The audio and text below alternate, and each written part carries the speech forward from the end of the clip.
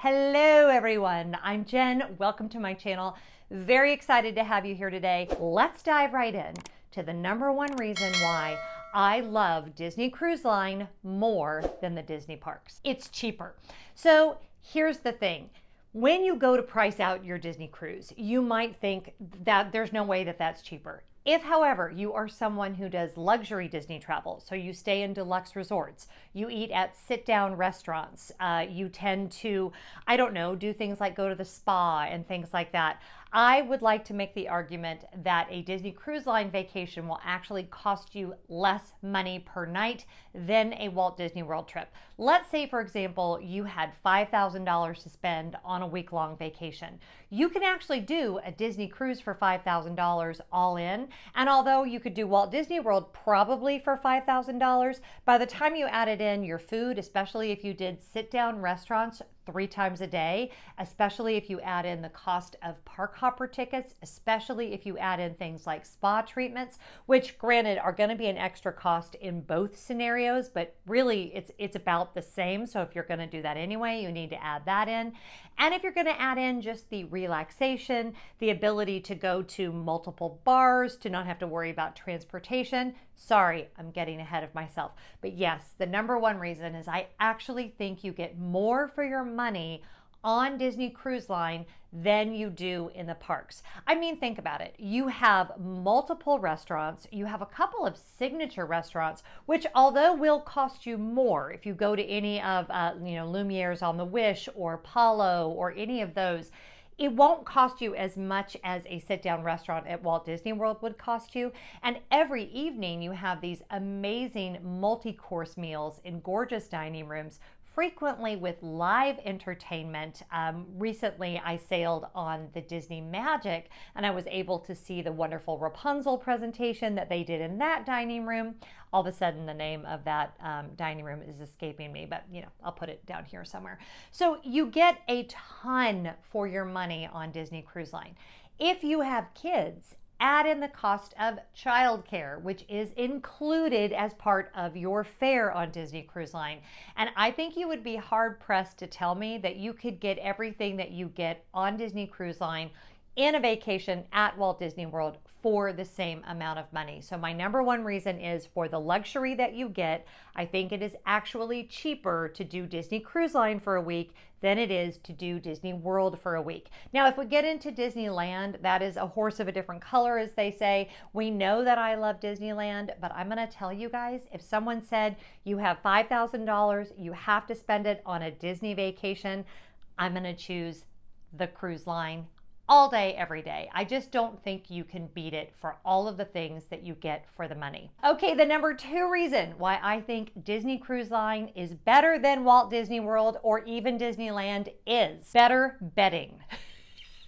Those of you that follow my channel probably just laughed out loud because we know how I feel about this. I have been known to complain rather loudly and, I don't know, consistently about the quality of the bedding. I am a Cancer, and as such, my nest is very important to me. We just got back from a beach vacation and I packed my own sheets. Bedding, for some of you, you're like, bedding, why is that number two? When I say, you're like, is she saying bedding? Like on a cruise where you can gamble? No, I said what you thought I said. I said bedding, where I lay my precious princess head at night. I really like high-end sheets. I really like a nice duvet, and how I sleep is extremely important to me for the quality of my vacation. I'm sorry, Walt Disney World, but in the department of luxury bedding that should be in luxury hotels, you are failing miserably. The bedding is awful. The sheets are okay, but what really stands out is the hospital style thing they put on there, and they try to call it a blanket. There is no heft to it. Don't talk to me about, oh, but it's summer or it's hot in Florida or whatever. I don't care. I live in Atlanta and girlfriend sleeps under a duvet year round. And yes, I turn down the air conditioning in order for that to happen. It's a big deal to me. Disney Cruise Line has nailed the bedding. You have luxury sheets. You have a beautiful duvet. It is nice and comfortable and luxurious, and the pillows are lovely. And I hear if you stay concierge, they give you like a pillow menu so you can pick what kind of pillow that you want. But there are ample pillows, and even in like the secondary beds, whether that be in the new Wish, on the new Wish they have, the Murphy style bed or the fold out bed or whatever, which I have slept on. Well, I haven't slept on the pull down Murphy because I haven't sailed on the Wish yet, but I have slept in the pull out berth that's in the regular cruise cabins. Even the bedding on those, it's just lovely. So the bedding is my number 2 reason. Is that ridiculous? Are some of you like, this chick is crazy? Maybe, don't care. Love the bedding on Disney Cruise Line, and it makes me happy. Number 3 reason why I think Disney Cruise Line is better than Disney parks. Are you ready? Less planning by a lot. Like a lot. As we are aware, Disney World planning, and to some extent Disneyland planning, has gotten more complex to the point where it feels like you have to have a PhD in all of the Disney things in order to plan an effective Disney vacation. I recently saw a YouTube video, or maybe it was an Instagram story from my friends over at WDW Prep School, and it was literally entitled 7 Steps to Planning Your Walt Disney World Vacation. 7 steps. And they were not exaggerating. All 7 of those steps were necessary in order for you to get the most out of your vacation. Disney Cruise Line, there's like 2 steps, maybe 3 with COVID protocols. You have to book it and pay for it, and you have to get a passport, which I highly recommend. Even if they tell you you only need a driver's license, get your passport. That is the smartest way, in my opinion, to cruise. But it's a very simple proposition. You have to pay for it, you have to make sure you have your travel documents, and you have to get your COVID test. Easy peasy. Walt Disney World, on the other hand, has become a behemoth of planning, especially if you want to get the most for your dollar, if you want to make the most of your time. It's not so hard for me because I don't really care if I ride rides, which, that says a lot about me, I suppose. But it's gotten out of hand, in my opinion, and especially if you're going with a large party. I honestly cannot even imagine the amount of time and energy it would take, the details required, even if you work with a travel agent, to try to plan for a large party. Disney Cruise Line, although there are a few plans that you can make, even if you did not make one reservation, everything is right there. You know that you have a dining rotation, you have a restaurant that you're going to be in every night. The servers follow you from restaurant to restaurant. They will know your dietary requirements. They will know your preferences. They know that my husband likes Diet Coke after the second night on the ship. They know that I like a glass of wine with dinner after the second night on the ship. It's just a whole vibe of luxury that you don't have to plan every detail of. And for that reason, I find it absolutely lovely and better than the Disney parks. The number 4 reason why I think Disney Cruise Line is better than the Disney parks for your next vacation: more relaxation. A trip to Walt Disney World for me is relaxing, but that's because of the way that I do it. I am far more likely to spend 2 hours in Nomad Lounge at Animal Kingdom than I am to spend 2 hours waiting in line to ride a ride. But if you are a family or a couple whose main goal with going to Disney World is to ride the rides, it's not going to be super relaxing. You're going to be running around a lot. You will have paid a lot of money for that theme park admission, and you're going to want to get the most out of every hour of your time. On Disney Cruise Line, there is no such requirement. You have plenty to do if you so choose. By the way, most of which you do not have to make an advance reservation for. There is everything from trivia to karaoke to live entertainment every evening to amazing food any time of the day almost that you want it, to room service that, by the way, is included, to the pools, to the excursions if you choose to go into port, to Castaway Cay.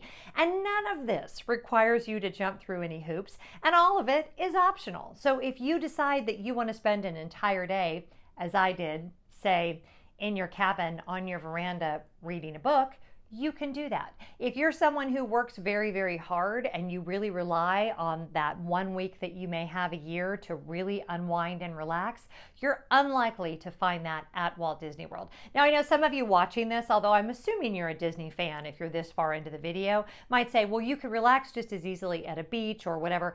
Listen, I just got back from a beach trip, and although you're right, it did require more from me as far as I had to figure out where we were going to eat, or I had to bring in groceries, or like there was more required on my part than there is on the Disney Cruise Line.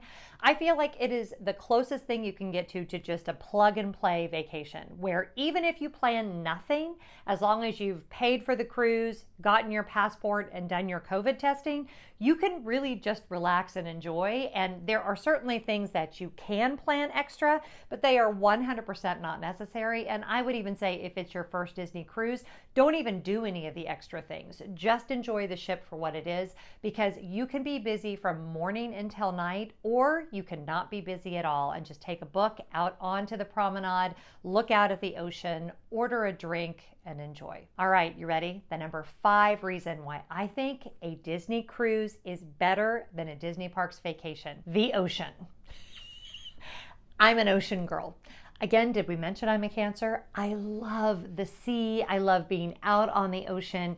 It feeds my soul in a way that nothing else can. And give me a good sea day where I can see nothing but ocean for miles and miles. I can listen to the sounds of the water, and I am a happy girl. If you are not a person who loves the ocean, this may not work for you. But yeah, Disney Cruise Line, and really any cruise, is always going to be my first choice over the Disney parks, because I just find it so incredibly soul feeding. Is that a word? Let's make it a word. To be on the ocean. I absolutely adore it. I have now sailed Disney Cruise Line with my family and my mom. I have sailed with my husband. I have sailed with friends. I have sailed by myself. I am scheduled to sail at the end of this month, and I've already booked an additional sailing that isn't even until next year, that is already bought and paid for. I love cruising, and I love Disney Cruise Line. Now, be prepared. And if you're not already subscribed to the channel, you're going to want to do that right now, because we are having a Disney Cruise Line takeover here on Jen Lefforge, and also a cruise line takeover over on my other channel, which is Joyful Living with Jen Lefforge. I'm going to be bringing you must-haves for cruise packing. I'm going to be bringing you must-not-haves for cruise packing. The things that you really just don't need to pack, that will be over on the other channel. I'm also going to be bringing you a complete what I'll be wearing on the cruise. Of course, we'll have a pack with me video. And then when I get back, I'm going to be bringing you all of the vlogs from my trip on the brand new Disney Wish. So make sure you're subscribed. Make sure you give this video a big thumbs up. And if you want to support the work that I do, nobody pays me to travel. I actually am not sponsored by Disney or by anyone else. And the reason I'm able to make content for you guys is because of my wonderful patrons. And you can join us over there by going to www.patreon.com/Jen Lefforge. It'll give you all the instructions. We do meetups in the parks. We do monthly live streams, and I would love to see you there. Whatever you're doing today, be really good to each other, and I'll see you next time. Bye.